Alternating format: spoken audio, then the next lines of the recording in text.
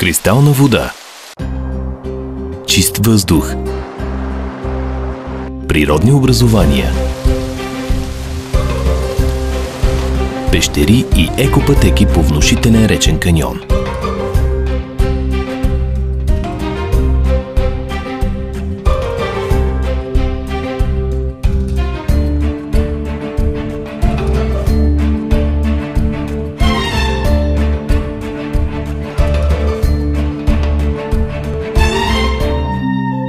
Това ще откриете в село Реселец, община Червен бряг. Водата и въздухът са чудодейните ваятели на природата, съхранила девствеността си. Във водата местните хора откриват тайнството на земята, сгушена в полите на Стара планина. 3 реки събират силата си тук – Пъргавата белилка и Сладката ръчене, които се вливат в най-дълбоката българска река Искър, за да поемат към Дунав. От хладнината на водата и заредения с озон въздух в Реселец се диша леко. Казват, че тук въздухът се сменя няколко пъти в денонощието и затова е толкова лечебен. Величие и спокойствие лъха от геоложкия феномен Калето. Срутище от огромни варовикови блокове, запълващи дълъг карстов каньон на повече от 70 милиона години. Причината за образуването му е физическото изветряне и разломяване във вертикална посока на скалите. Уникалният природен феномен е с дължина 750 метра и височина до 40 метра. Районът е пропаднал с около 60 метра. Тектонски гребен Калето е разположен на 200 метра надморска височина и на километър и 300 метра югозападно от село Реселец. Срещу течението на река Ръчене се извисява природната забележителност Реселешки кукли. Красива скална група от уникални и впечатляващи скални фигури, които човешката фантазия открива. Устремени към небето, те достигат до 50 метра височина.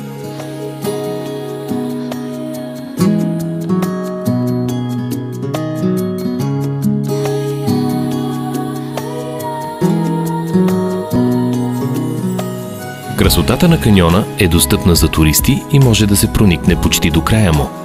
Новата екопътека има автономна осветителна система, захранена от слънцето чрез фотоволтаичен панел. Пешеходна алея свързва Калето и Реселешките кукли. Изградени са беседки, навеси, пейки, мостчета.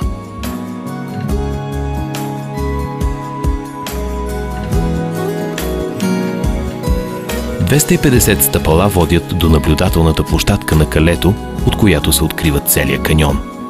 На най-високата точка са монтирани високотехнологични панорамни камери за наблюдение в реално време от целия свят, чрез интерактивен интернет портал.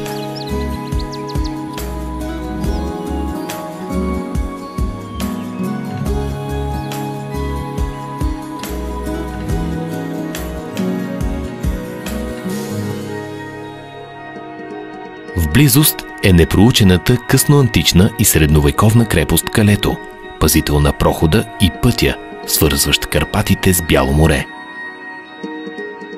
Днес от крепостния зид е запазена част дълга около 30 метра с височина до 6 метра. Ясно личат дирите на римския път, водещ до крепостта.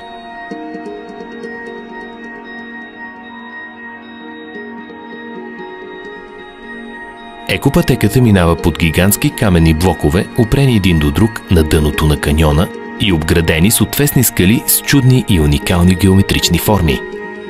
Пътеката извива край скалната фигура Гадулката и край отсечената скала. Голям, леко наклонен монолитен блок, подобен на 10-етажна сграда. Една от местните легенди разказва, че от отсечената скала се хвърлила девойката Ресела, която не пожелала да приеме турската вяра. От тогава селото носи нейното име Реселец.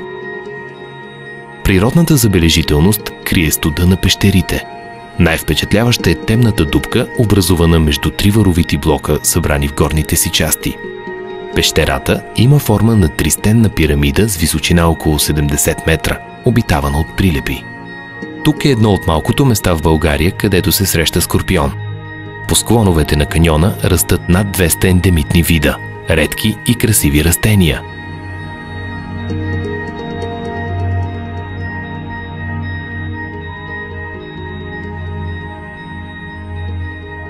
Екопътеката, обхождаща тектонски гребен Калето, достига до местността Добри дол на река Ръчене. Преминава край изкуственото езеро Баража и продължава до Реселешки кукли.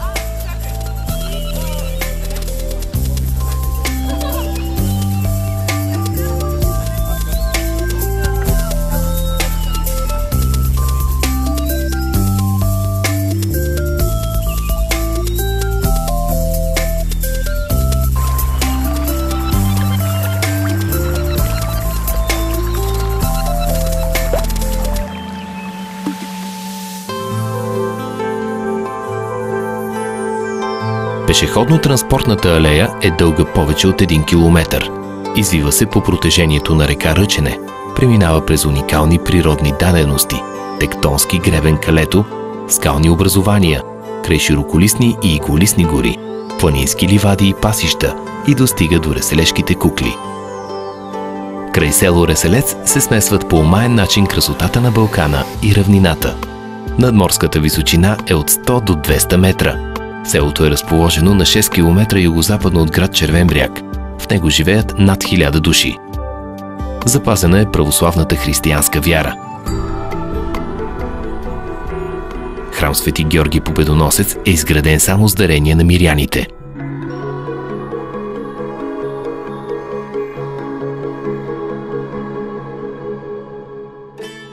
И до днес се пресъздават самобитните народни обичаи. Реселешката сватба с повратки и къпънки, пренасене през река Ръчене на Иванов ден.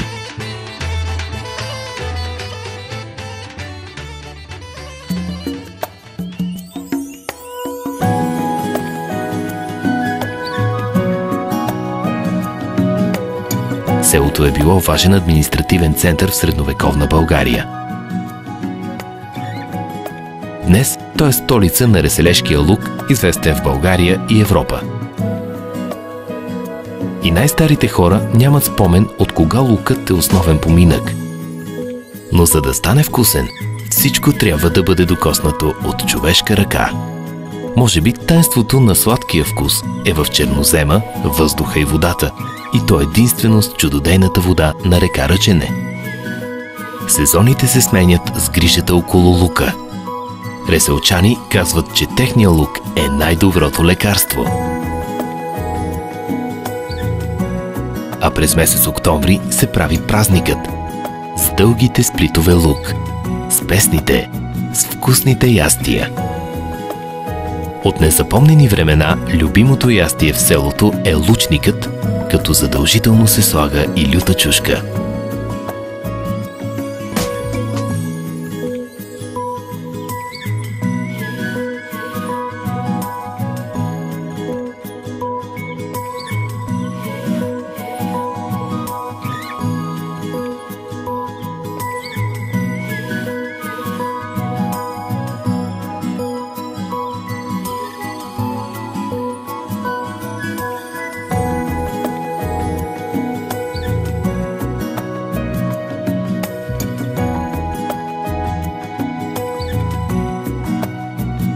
В село Реселец могат да те доведат 3 неща: уникалната и съхранена природа, спастрената българщина, Реселешкия лук.